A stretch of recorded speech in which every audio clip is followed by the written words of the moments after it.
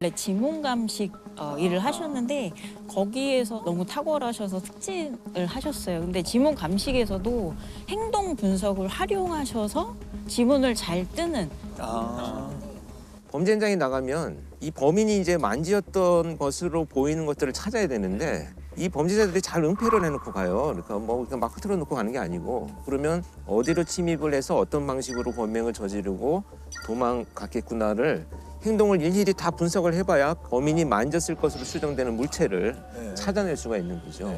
그래서 지문 채취를 해서 굉장히 많이 범인이 검거가 돼갖고 그 당시 그 지역 일대에 완전 초토화시켰었어요. 절도범 다 잡아가지고. 본인께서. 아니, 내가 잡은 거 아니지. 아니, 가발치 그래도 내가지고. 도대체 저기 지문이 있을까 하는 데서 딱 채취하신 거 아니에요? 그렇죠.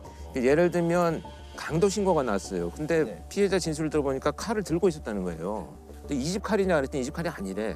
그럼 가져왔을 거잖아요. 칼을 그냥 들고 오지는 못하잖아. 그러면 가방을 메고 있었느냐? 아니래. 야, 그럼 칼을 어떻게 가져왔을까요? 대부분 그때만 해도 이런 신문지 같은 데다 칼을 줄줄 말아서 들고 와가지고 집 앞에 버리고 범행을 저지르고 가다가 버리거든요. 그러면 저는 그런 진술만 몇 개 들으면 집 안에 들어가서 찾을 거 없어. 신문지만 찾으면 돼. 거기에서 지문을 찾으면 100% 범인이 나오죠. 신문지에 지문이 종이에도 지문이 잘 나와요. 근데 혈흔 같은 거는 이렇게 약물을 뿌리잖아요. 뭐 브루스타 반응을 본다. 네, 네. 예. 근데 지문 같은 거는 그렇게 안 되는 거죠? 지금은 형광분말이라고 해서 이렇게 뿌려서 이렇게 빗으로 비추면 그 형광 물질이 지문에 달라붙어가지고 지문 융선이 잘 보입니다. 웬만하면 다 뿌려놓으면 좀 보이지 않아요? 그렇죠. 이제 문제는 뭐냐면 반드시 거기서 범인 거라고만 알 수 있는 방법은 없어요. 그냥 가족들의 지문, 생활하는 사람들이 지문이 진짜 많죠. 진짜 많을 수 있겠네요. 거기서 가려내는 것이 이제 전문가들이 하는 일이죠. 네, 저는 어떻게 보면 교도소가 얼마나 무서운 곳이 될 수 있는지를 잘 보여주는 영화를 준비를 했는데요. 영화? 네. 혹시 외국 영화 중에서 교도소 철창을 사이에 두고 남녀 주인공이 굉장히 무서운 대화를 나누면서 장면을 연출했던 영화.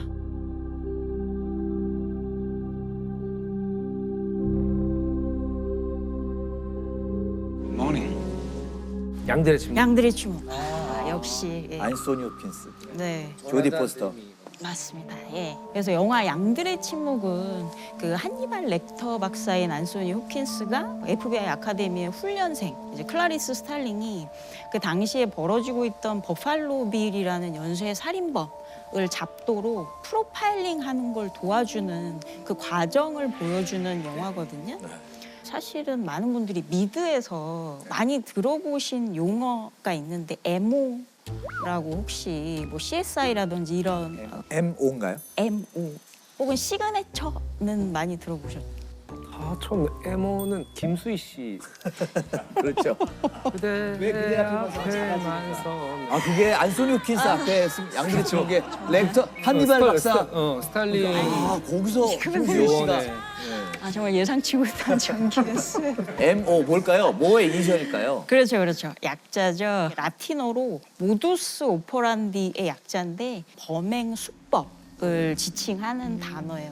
범죄자들이 저지르는 많은 행동들이 다 이제 포함이 되는데, 예를 들어서 범행의 계획부터 피해자에 대한 접근이나 유인 방법, 이 모든 과정에서 이제 범행 수법을 통칭하는 이 아우르는 용어가 MO거든요. 그리고 시그네처는 MO 중에서 연쇄범이 여러 번의 범행에 걸쳐서 동일한 행동을 반복할 때 그거를 서명, 시그네처라고 불러요. 그래서 이 MO와 시그네처를 써서 버팔로 빌 사건을 조금 설명을 드리면, 버팔로 빌이라는 사람은 처음에 피해자를 어떻게 납치하냐면 팔에다가 붕대를 감고 소파를 옮기는 척을 해요. 그러면 이제 누군가 와서 도와주려고 하면은 도움을 받는 척 하면서 그 피해자를 이제 차에 납치해서 이제 이동을 하거든요.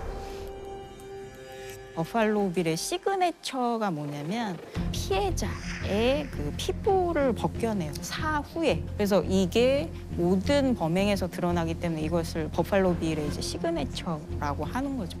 그래서 버팔로 빌을 프로파일링 하는 과정에서 이제 렉터 박사가 힌트를 몇 가지 주죠. 그 여러 명의 피해자들이 발견된 그 지점을 그린 지도가 있어요. 거기에 이제 렉터 박사가 여기 있는 지점들이 너무 랜덤하게 보이려고 과도하게 애쓴 것 같지 않니? 아주 서투른 거짓말쟁이의 거짓말처럼이라고 얘기를 해요. 그 뜻은 이 장소들은 랜덤하지 않다는 뜻이죠. 그래서 이제 스탈링이 그 유기지점에서 특이한 특성이 뭔가를 다시 살펴보니까 첫 번째로 사망한 피해자가 세 번째로 발견이 돼요. 첫 번째 근데 피해자가. 그 이유가 피해자를 물속에 이제 가라앉히면서 무거운 물건들이나 이런 걸 집어넣어서 떠오르지 않도록 더 이제 그 버팔로 빌이 신경을 썼기 때문에 그 세 번째로 발견된 피해자가 된 거거든요.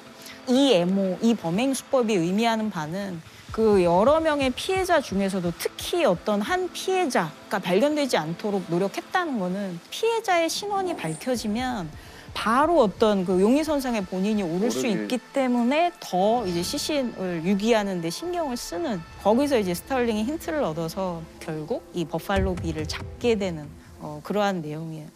그래서 프로파일링의 과정을 잘 보여주는 이제 영화 중에 하나인데, 야, 이게 프로파일링이라는 게 사실 알면 알수록 그런 느낌 드는 게 모래사장에서 바늘찾기 같은 느낌이 들어요. 말씀을 듣다 보면. 근데 그것도 뭔가 개연성이 있다라고 그렇죠. 찾아 나가는 거죠. 그러니까요. 이 방법이. 우리 지금 5명 다 이름 다 떼고 딱 정리하면 일반 사람들 보면 누가 누군지 다 맞출 수 있잖아요. 네. 그런 게 그게 다 나타날 수 있죠. 있을 것 같아요. 말이 많다. 많이 그거만 다양하게 그거만 만들어요. 다. 딱 좁혀지진 않네요. 어쨌든 네, 한국에서는 2000년에 서울지방경찰청에 범죄분석실이 생겨요. 권일용 프로파일러 저 그분 만나본 적 님이- 있어요. 권일용. 저도 있어요. 우연히 저도 있는 것 같아요. 생각해보니까. 어머, 아주 행운이었네요.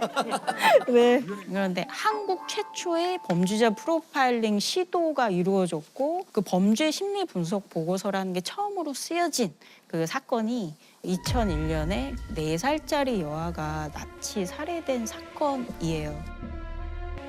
서울 성동구 한 주택가 골목에서 배낭 1개가 발견됐습니다. 안에는 지난주 이 동네에서 실종된 5살 모양의 사체가 토막난채에 들어있었습니다. 근데 이 사건은 성동구의 한 중랑천 강변에서 오빠랑 아빠랑 같이 산책을 하던 4살짜리 여자아이가 이제 갑자기 실종이 된 거예요. 이제 그러면서 결국은 며칠 후에 시신으로 발견이 되는데,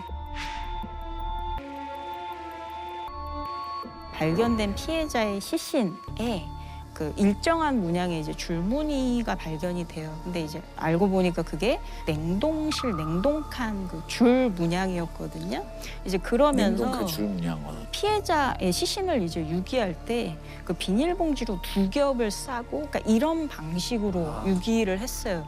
그런 어떤 특성은 직업적인 습벽이 나타난 걸로 봤기 때문에 이제 냉동 물건을 취급한 경력이 있는 사람이라는 게 첫 번째 항목으로 들어갔고, 냉장고나 냉동실이 쓰였다는 거는 가족들이 같이 살고 있으면 사실 그런 범행을 저지르기가 어렵잖아요. 그래서 이제 혼자 사는 사람이면서 밝은 시간대에 4살짜리 아이를 납치를 했는데 목격자나 이런 게 전혀 없으니까, 그리고 그 시신을 유기할 때 또 그 실종 지점 근처에 유기를 했거든요.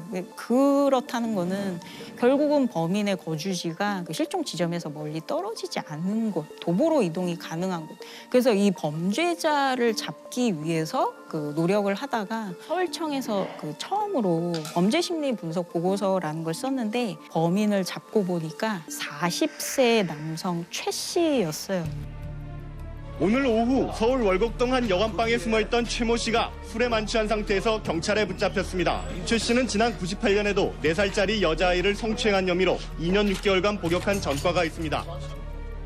근데 이 사람이 실제로 프로파일과 일치되는 그 특성이 굉장히 많았는데, 생선 장사를 한 경험이 있고요. 피해자 거주지에서 굉장히 가까운 곳에 혼자 사는 사람이었고, 5살짜리 여자아이를 대상으로 강제추행을 했던 전과가 있었고, 그래서 많은 형사분들의 노력으로 이 최 씨를 검거했지만 그 처음으로 범죄심리 분석 보고서의 상당 부분이 일치가 되면서 프로파일링의 가능성을 한국에서 이제 처음으로 보여줬던 사건이 된 거죠. 그런데 이제 보다 최근에 15년 미제 사건을 해결하는데 프로파일링이 기여한 아산의 갱티고개 살인 사건이라고 2002년에 발생한 사건인데, 지난 2002년 4월 충남 아산 갱틱고개에서 40대 여성의 시신이 발견됐습니다. 노래방을 운영하던 여성으로 흉기를 이용해 살해된 상태였습니다.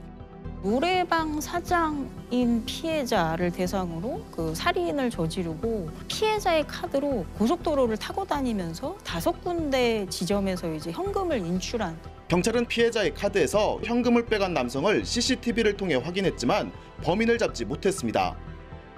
계속 미제 사건으로 남아있다가 원래는 쪽지문으로 사람을 특정할 수가 없었거든요. 근데 과학수사 기술이 발전하면서 쪽지문만으로도 사람을 특정할 수 있게 된 거예요. 그러면서 그 2002년 당시에 현금을 인출하는 고속도로 동선 안에 있던 고속도로 통행권을 다 수거를 했던 거예요. 수거해놓은 고속도로 통행권에서 쪽지문이 있었어요. 특정하지 못했던.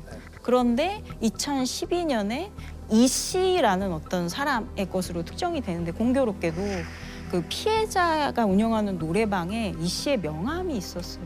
그러니까 사실 연결고리가 생긴 거죠. 그래서 이 씨를 용의선상에 올려놓고 조사를 했지만 이 씨를 풀어줄 수밖에 없었던 게 그 현금을 인출할 때 CCTV가 찍힌 게 있었는데 그거는 이제 이 씨가 아니었어요. 그리고 피해자 차량 안에서 담배꽁초랑 혈흔이 발견이 됐는데 그 DNA와 이 씨가 또 매칭이 되지 않았거든요. 그래서 사실 이 씨를 풀어줄 수밖에 없었는데 그러다가 2016년도에 중요 미제 사건 분석 TF팀이라는 걸 만들고 이 아산 갱틱고개 사건을 첫 분석 대상 사건으로 택했어요. 그래서 원점에서 다시 사건 자료를 검토해보고 프로파일한 내용이 그러니까 이 사건은 공범이 있을 가능성이 굉장히 높고 굉장히 계획된 강도 살인이면서 피해자와 면식 관계에 있는 사람이 알고 피해자를 특정해서 계획적으로 강도를 저지른 사건이다. 이제 이런 내용들이 범죄 현장의 재구성을 통해서 프로파일링 보고서가 작성이 된 거예요. 2017년에 수사팀과 다시 재수사를 하면서 범행 현장 그 당시에 통화 기록 17,000건을 다시 재분석을 했는데 거기서 또 이 씨의 통화 기록이 나온 거예요. 그래서 다시 이 씨를 불러서 추궁을 하니까 이 씨가 공범의 존재를 자백을 했어요. A 씨는 경찰 조사에서 미립국한 조선족이 벌인 일이라며 자신은 시체유기를 돕고 운전을 해줬을 뿐이라고 말했습니다. 마지막까지 살기 위해 몸부림치던 피해자가 이 세상에 남긴 증거, 바로 공범죄 유전자였습니다. 같은 회사에서 일을 하며 알게 된 두 사람, 유흥비가 떨어지자 노래방 주인이었던 피해자를 대상으로 범행을 모의했습니다. 강도살인의 공범으로 결국 2018년에 둘 다 무기징역을 받은 사건입니다.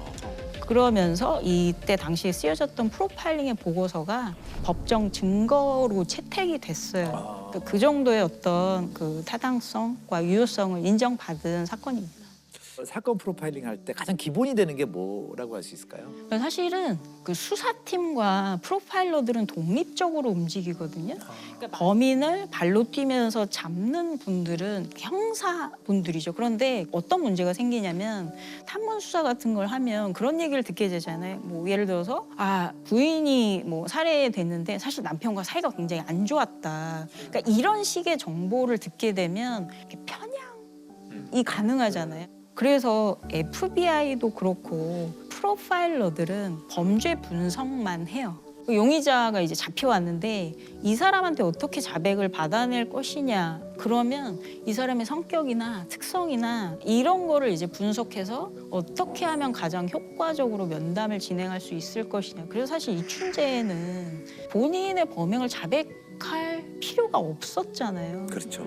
그런데도 이춘재의 자백을 이끌어냈던 건 이 프로파일러들이거든요. 네, 굉장히 중요한 역할을 했었죠. 그동안 혐의를 부인해온 이춘재는 이번에는 그림까지 그려가며 자신의 범행 사실을 털어놨는데요. 이춘재가 이처럼 마음을 고쳐먹고 수사에 협조한 것은 범죄 심리 전문가, 이른바 프로파일러의 역할이 결정적이었습니다. 사실 굉장히 중요한 거는 프로파일러들 혼자 움직여서 이게 되는 게 아니고 수사팀과 협력하지 않으면 불가능해요. 그렇죠. 그 사실은 권일용 프로파일러님 이게 항상 하시는 말씀이 프로파일러한테 가장 중요한 자질은 팀워크라고 말씀을 하세요. 이게 프로파일러들과의 팀워크도 중요하지만 또 수사팀, 또 형사분들, 또 과수 요원분들 협력이 있어야 가능한 일이죠. 2003년까지 이제 교도소에 수감돼 있다가 그때는 어떤 사건으로? 그게 되게 중요한데 강간인데 미성년자 강간 또 거기다가 또 그거를 또 부인이 알게 돼서 소송으로 이혼 통보를 받아요. 근데 10년 넘게 결혼 생활을 한 부인한테서 이혼 통보를 받고 또 세상이 나를 버렸다, 뭐 신이 나를 버렸다 이래서 연쇄살인을 계획한 게 교도소 안에서. 그래서 유영철의 첫 연쇄 범행이 교도소에서 출소한 지 2주가 안 된 시점에서 지하철을 타고 압구정역에서 내려요. 유영철의 목적은 정원이 딸린 단독주택, 아주 부유한 사람들이 사는, 그리고 교회 앞에 있는, 왜냐면 신이 자기를 버렸다고 뭐 생각했다고 하기 때문에. 그래서 준비했던 게 이제 목장갑, 그 지문이 남지 않은 목장갑 준비하고 흉기를 자기가 직접 제작을 하거든요. 망치를 직접 제작을 해요. 이렇게 자루가 짧게. 처음에 이제 신사동에서 범죄를 저지르는데 서울 모대학 명예교수인 63살 이모 씨와 부인 68살 이모 씨는 신사동 자택에서 둔기에 머리를 맞아 숨진 채 발견됐습니다. 경찰은 안방 이외에 다른 방은 아예 뒤진 흔적조차 없어 금품을 노린 강도일 가능성은 거의 없다고 밝혔습니다. 근데 2003년은 연쇄살인이나 전혀 일면식도 없는 모르는 사람 집에 가서 잔인하게 범행을 저지르는 거는 원한 관계가 아니면 그렇죠. 또 그렇게 하죠. 그래서 당연히 그 피해자와 가까운 어떤 그 주변 사람을 중심으로 수사를 하지. 경찰은 원한에 의한 살해 가능성이 높은 것으로 보고 수사했습니다. 원한 관계가 있었는지 여부를 밝히는데 주력하고 있습니다. 살인이 목적인 범죄자가 그렇게 생각하기 굉장히 어려운 시점이죠. 지금도 그렇지만 그 2주 뒤에 이번엔 강북으로 올라가요. 구기동. 일가족 3명이 둔기에 맞아 숨진 채 발견됐습니다. 서울시 구기동 61살 고모 씨 집에서 일가족 3명이 둔기에 얻어맞은 채 숨져 있는 것을 퇴근하던 고 씨가 발견했습니다. 도난당한 물품이 없는 것으로 미뤄 원한 관계에 의한 살인으로 추정하고 있습니다. 일주일 후에 다시 강남으로 내려와요. 또 같은 방식으로 범행을 저지르거든요. 이제 그러고 나서 다시 이제 강북으로 올라가요. 4번째. 그러니까 일부러 그렇게 하는 거거든요. 그 수사 권역이 다른 해화동에도 역시 정원 딸린 단독주택인데 부유층을 노린 강력범죄가 잇따르면서 시민들이 불안해하고 있습니다. 경찰은 또 지난달 발생한 신사동 교수 부부 살인 사건과 동일범의 소행인지 여부에 대해서도 수사하고 있습니다. 4건을 한두 달 사이에 이렇게 연쇄살인을 저지르는데 그 동일범일 가능성을 따졌어요. 따져서 다음 범행지를 예측하는 게 되게 중요했거든요. 예방을 위해서. 일련의 범행에서 공통점, 그러니까 일관성을 찾아서 이게 동일한 범죄자가 저지른 것인지를 판별하는 기법을 연계 분석이라고 해요. 그래서 프로파일링의 확장 기법인데 부유층 거주 지역이라는 건 알았죠. 그래서 지금 강남, 강북, 강남, 강북 이렇게 그렇죠. 가기 때문에 그게 이제 방배동, 거기도 이제 그 단독주택 단지가 있잖아요. 거기하고 그때 신흥 부유층 주거지역으로 떠오르던 곳이 분당이었거든요. 분당까지도 염두에 뒀었던 걸로 제가 기억해요. 뜻하지 않게 그 해화동 사건에서 패턴이 조금 바뀌어요. 그 본인이 피가 묻고 했기 때문에 그 집 안에서 옷장에 있던 검은색 점퍼를 입고 나가거든요. 유영철이 수배 전단에 찍힌 게 이제 그 모습인데 본인 뒷모습이 찍히니까 더 이상 그런 식의 범행을 하기가 어렵다고 이제 판단을 해서 범행 수법을 완전히 바꿔요. 완전히 바꿔서 부녀자 이제 살인 사건을 또 계속 저지르거든요. 그 영화 추격자의 내용은 사실 이제 그 뒷부분의 내용인데 그 전화방 출장 마사지 여성들을 자기 집으로 불러요. 자기 집으로 불러서 살해하고 그리고 시신을 이제 훼손해서 야산이나 이런 데 안 매장하는 그 수법을 쓰거든요. 그러니까 유영철이 부유층 사건에서 했던 거는 통근형 범죄자라고 얘기를 해요. 그러니까 목적이 있기 때문에 멀리까지 가서 그러니까 부유층 단독주택이 있는 집에 가서 범죄를 저지르고 다시 본인 집으로 이제 돌아오는 방식인데 이 여성들 같은 경우에는 본인 집으로 유인, 오피스텔로 유인을 했기 때문에 시신 훼손이 발생하는 거죠. 그걸 사실 아직까지도 신원 불상인 피해자들이 있어요. 경찰에 붙잡힌 연쇄 살인 용의자는 올해 34살의 유영철입니다. 자백을 통해 서울 서대문구 일대에서 확인한 시신만 모두 11구입니다. 특히 미제 사건으로 남아있던 서울 시내에서 일어난 4건의 부유층 노인 피살 사건도 유 씨가 저지른 것으로 확인됐습니다.